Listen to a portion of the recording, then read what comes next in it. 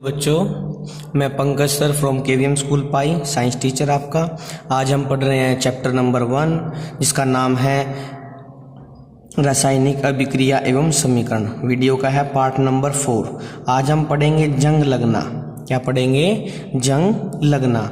जंग किसको लगता है बच्चों? सबसे पहले ये बताओ। केवल धातुओं को जंग लगता है। जितनी भी हमारे धातुएं हैं सभी को जंग लगता है। तो ये जंग लगता क्यों है?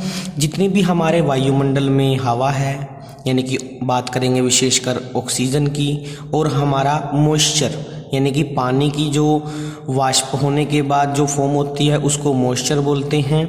इन दोनों के रिएक्शन के कारण से, इन दोनों की अभिक्रिया के कारण से धातु को क्या लग जाता है? जंग लग जाता है। धातु का कलर चेंज हो जाता है, धातु देखने में अलग दिखाई देती है। आपने देखा होगा अक्सर लोहे को जंग लगा हुआ, उसके ऊपर एक भूरे रंग की परत आ जाती है जिसको हम कहते हैं जंग लगना। अब हम देखो धातु के साथ क्या मिल गया? हवा यानी कि ऑक्सीजन, और मॉइस्चर यानी कि वाष्प, क्या उसको क्या लग गया? जंग। जैसे आयरन के साथ में किसने रिएक्शन की? एक तो ऑक्सीजन करेगा O2 प्लस XH2O। H2O क्या है? यानी कि वेपर फॉर्म ऑफ वाटर, यानी कि वो पानी के वाष्प। लेकिन ये वाष्प X क्यों लिए बाबू हमने? इसकी फिक्स वैल्यू क्यों नहीं ली? क्योंकि ये लगातार चेंज होते रहते हैं वायुमंडल में। इनकी जो वैल्यू है वो लगातार चेंज होती रहती है। ये अक्सर एक समान नहीं होते। तो इन सभी ने जो रिएक्शन किया है वो क्या बनेगा? Fe2O3.XH2O, यानी कि फेरिक ऑक्साइड हाइड्रेट, भूरे रंग की परत। ये जो आयरन के ऊपर भूरे रंग की परत होती है उसका ये फार्मूला है, उसका सूत्र है, रासायनिक सूत्र Fe2O3.XH2O। जब चांदी यानी कि Ag, चांदी का सिंबल क्या है? Ag है। चांदी को जब जंग लगता है तो वो काले रंग की हो जाती है। आपने अक्सर देखा होगा। तांबा, कॉपर भूरे रंग का होता है हमारा, कैसा हो जाएगा? हरे नीले रंग के उसके ऊपर धब्बे आ जाएंगे। हरे नीले रंग के कैसे आ जाएंगे? धब्बे। जंग हमने कहाँ कहाँ लगा देखा है? खिड़कियों, दरवाजों इत्यादि। इसके बचाव के उपाय क्या क्या है बाबू? सबसे पहले हम ये पढ़ेंगे। पेंट करने के द्वारा हम जंग लगने से धातु को रोक सकते हैं। दूसरा, मिश्र धातु बना करके। मिश्र धातु क्या होता है? जैसे देखो आयरन है, आयरन में अगर मैं कार्बन मिला दूं, क्या मिला दूं? कार्बन, तो ये क्या बन जाएगा? स्टील। और स्टील को बाबू आसानी से जंग नहीं लगता। और मिश्र धातु क्या होता है? जब किसी धातु में उसकी उपयोगिता के कारण से धातु या अधातु मिला दी जाती है। अब बाबू धातु तो एक होगी, लेकिन धातु और ये अधातु जो उसके अंदर मिलाई जा रही हैं, इनके नंबर, इनकी संख्या 2, 3, 4, 5, 10 कितनी भी हो सकती है, ये कोई मैटर नहीं है। तो ये क्या बनेगी? हमारी मिश्र धातु, यानी कि इसमें और धातु या अधातु मिश्रित कर दी गई है। अब आप यहाँ पे देखो, आयरन यानी कि लोहा क्या है? धातु है, लेकिन कार्बन क्या है? अधातु। दोनों को मिला दिया गया तो क्या बना? स्टील, जिसको आसानी से जंग नहीं लगता है। तीसरा बचाव का उपाय क्या है? गैल्वेनाइजेशन प्रोसेस, जिसको बोलते हैं उदित लेपन। क्या बोलते हैं? उदित लेपन। इसमें क्या होता है? लोहे के ऊपर एक जिंक की एक पतली परत चढ़ा दी जाती है, जिसको हम बोलते हैं उदित लेपन, जिसके कारण से लोहे को जंग आसानी से नहीं लगता। क्योंकि जिंक क्या है? ऑक्सीजन से अधिक क्रियाशील है, जिससे वो उसके साथ आसानी से क्रिया नहीं करती है। आगे हम पढ़ते हैं विकृत गंधिता। क्या पढ़ेंगे? विकृत गंधिता पढ़ेंगे हम।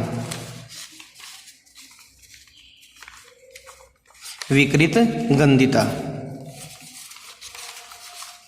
विकृत गंधिता क्या होती है? जितनी भी हमारी खाने पीने की वस्तुएं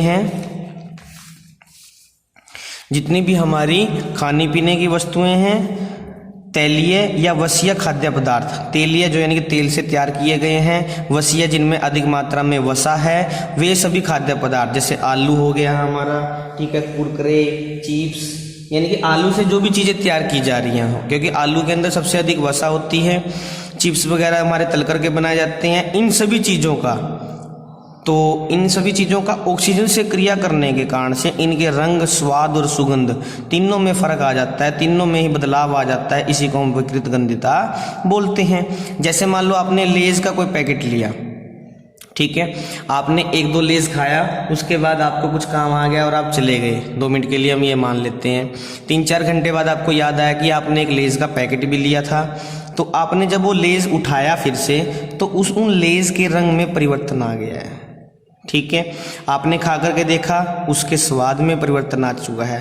फिर आप क्या करते हो, स्मेल चेक करते हो, सुगंध चेक करते हो। आपने देखा सुगंध कैसी आ रही है, जैसे वो ऑक्सीडाइज हो चुके हैं, वो ऑक्सीकारक हो चुके हैं, वो खराब हो चुके हैं। किसके कारण से, ऑक्सीजन की उपस्थिति के कारण से। उससे पहले क्यों नहीं खराब हुए, क्योंकि कंपनी ने क्या किया था, उसके अंदर नाइट्रोजन गैस भर दी थी।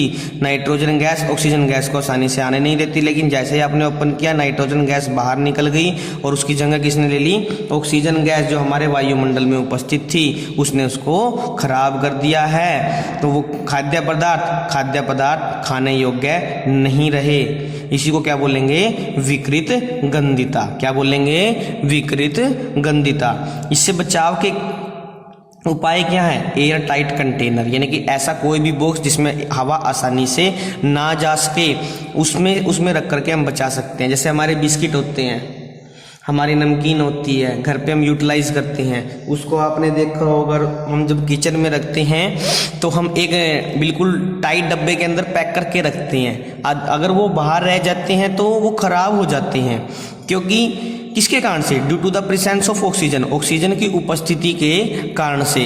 अब हमने इसको बॉक्स में रख दिया है, वहाँ ऑक्सीजन नहीं पहुँच रही है, जिसके कारण से वो खराब नहीं हो रहे हैं। अगर आप उसको बॉक्स में रख देते हो और उसका जो ढक्कन है उसको ओपन कर देते हो, तो ऑक्सीजन के साथ उसका कॉन्टैक्ट हो जाएगा, उसका संपर्क हो जाएगा, तो वो खराब हो जाते हैं। इसलिए हमें सबसे मेन बचाव क्या है, ऑक्सीजन की अनुपस्थिति वहाँ पर करनी है।